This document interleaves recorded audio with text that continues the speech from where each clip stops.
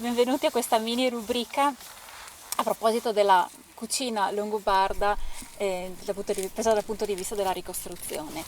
Nel nostro approccio in particolare per quanto riguarda la didattica, noi riscontriamo il problema del contenuto dei ricettari a noi prevenuti, per esempio Antimo o Apiccio, perché sono ricettari di corte. Quello che a noi serve invece a livello didattico è dare uno spaccato realistico di quello che poteva essere la cucina e il tipo di cibo che il longobardo medio poteva trovare sulla propria tavola. Di conseguenza noi ci basiamo sui ritrovamenti archeologici di offerte di cibo all'interno delle tombe e sugli studi sugli scheletri che ci permettono anche in una certa misura di capire quali fossero gli elementi sostanziali e primari all'interno della dieta dei longobardi cividalesi della prima generazione e della seconda.